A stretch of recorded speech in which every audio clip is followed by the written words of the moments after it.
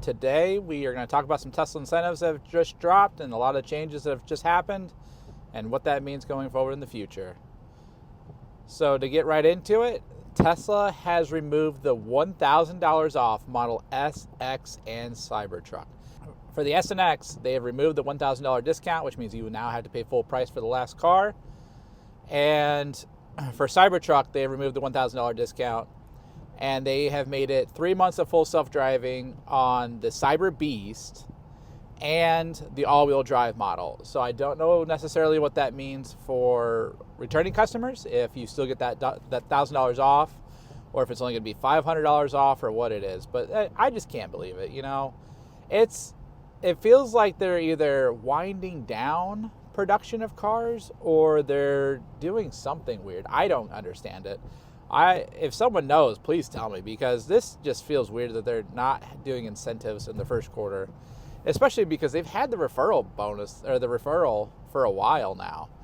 And it just kind of makes sense to me that you would just keep that referral ability to get $1,000 off, like the upper models. And we saw this kind of with the Model 3 and Y, where it used to be $500 off.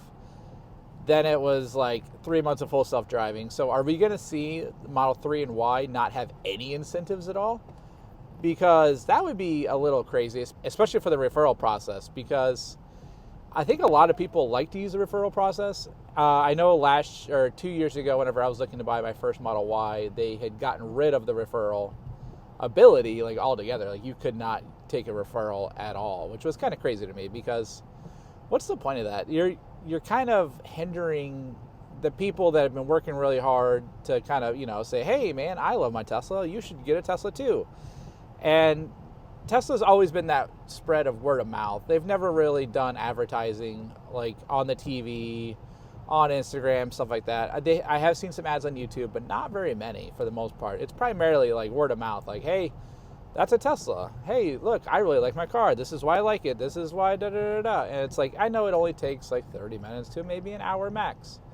But how much is Tesla really losing by people using the referral program? I mean, it's $250 in Tesla credits, so then you have to still buy the Tesla stuff. And that's already marked up a lot. Like, I spent $185 on a backpack, and I'll do a review on that here pretty shortly. That way you can find out if you think it's the right backpack for you. But for the most part, it's just kind of crazy. Like, I don't know. It feels weird. We saw the bait and switch, I'll say, because so many people placed orders with the idea of, hey, I want to transfer my full self-driving to sometime in the future. And then they pulled that immediately. I still think that if you place your order before they changed it, you should be able to do that. No one from Tesla's reached out to me after I reached out to them about it. So I don't know. We'll see how that goes. I want to see my full self-driving transferred because I think that's the right thing to do. I still go back and forth if I want to keep the all-wheel drive Cybertruck or if I want to, upgrade to the premium. I love ventilated seats, especially in my Model X, because it's very comfortable. I get very hot. I'm a big fella, in all fairness. And I think it may be something that I can't live without. The leather seats I do like, but I grew up with a cloth seat in most of my cars anyway. Like, I had a 2014 Ford Focus that had cloth seats, and I like that a lot. But when it comes to the leather, I don't know. It feels comfortable. It feels nice. And then you also have that ability to upgrade to the white trim, which I have currently in my Model X Plaid, and I love the white. I just think it looks better. It feels more bright. You can go a little bit darker on your tint without getting pinged on too hard, because it makes it look like 10 or 15% lighter than it actually is.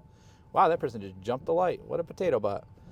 But it's just one of those things that I like, and it could just be personal preference, but $20,000 extra, or $21,500 is what it's really going to come out to, because I'm locked in at $58,500.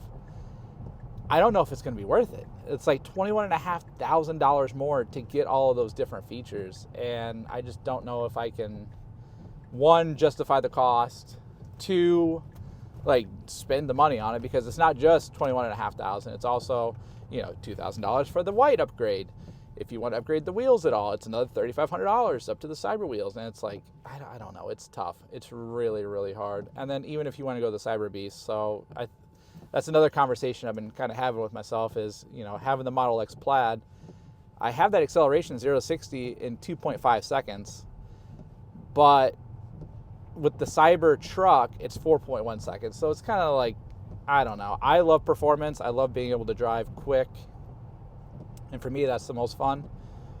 But at what cost? Is it going to be worth actually, just taking that 2.5 and lowering it to 4.1, which I know isn't a lot for a lot of people, but you can really feel it. And when I did the demo drive of the Cyberbeast and I launched it, I was like, man, this feels really good. And it's still extremely capable with, having the huge back seat and the bed in the truck and the under thing. And, going from not too much space in my Model X Plaid, I'll say it's functional enough to an even bigger car. So there's a lot of trade-offs between the X and the Cybertruck, because I do love my X. It sits a little slow, or it sits a little lower. I do love my X because it sits a little lower, but I love the Cybertruck because it's got more space, and it's very difficult to find a blend between the two. So I guess that's just one of the few things I'm thinking about. And I know I still have time until I got to actually pull the trigger on it. But the Cybertruck has the 3 days of being able to power your home with power share. There's just so many different things that I'm trying to consider, and I know eventually time will run out and I'll have to make that decision if I want to stick with my hardware 3 Model X or if I want to upgrade to the Cybertruck. I wish I could keep both. I wish my wife would trade in the minivan, but she won't do it. So that's just some of the things I'm thinking about. Let me know what you think down below. Would you rather own a Cybertruck or own a Model X? And I genuinely want to hear your opinions. I respond to all my comments. Good, bad, whatever. I'll respond. But I want to hear what you think down below. Do you think a Cybertruck is better than a Model X? And if so, why? And do you think a Model X is better than a Cybertruck? And if so, why? I think both of these things have a lot of positive and negatives. I guess I could just run through a quick couple in my head, or at least out loud. The Model X, it feels sportier than a truck because it kind of is. It's a bigger SUV. So you got this big windshield above. Really good visibility, in my opinion. Whereas with the Cybertruck, you have those pillars where it's a little difficult to see past those. But I have no front camera, which kind of, isn't the most ideal situation. Whereas with the Cybertruck, you do have that front camera and more space.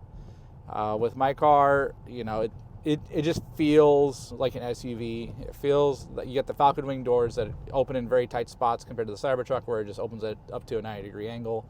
So if you're trying to get kids in and out of the car, it's really easy inside the X compared to the Cybertruck, because the Cybertruck, you need a little bit more space. The X doesn't get nearly as much, I would say, attention compared to the Cybertruck, because it's just not as noticeable, maybe. People think it's just like they think it's the Model Y 9 times out of 10, because they don't really see a lot of Model X's, which is good. I think I'm the only Model X Plaid in my area, like in my 3 or 4 town area. So I like that a lot. I like the uniqueness of that. And that kind of goes the same for the Cybertruck. I think I've only seen 1 or 2 in this area. So I don't know. There's just a lot of different trade-offs I got to consider, and maybe we can kind of do a series on that, change up my formats a little bit, and just talk about the different ways that the different cars compare to each other. The Cyberbeast is starting at like $99,000. There are a lot of inventory. I think there's one right now in our area where it's like $8,600 off for 3,100 miles, and that's fine.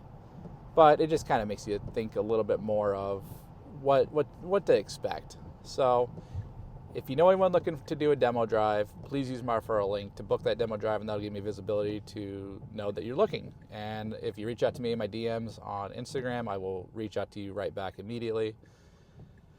And then if you're looking to buy a new Tesla, you will get 3 months of full self-driving on Model 3, Model Y, and Cybertruck. There is no more for the Model S and X, unfortunately, so you will have to pay full price for that, and you cannot use a referral for that. So I'll see you in the next one. Please let me know what you think down below. Make sure to like, comment, subscribe, all the good things. Follow me on Instagram if you want, and I'll see you in the next one. Thanks.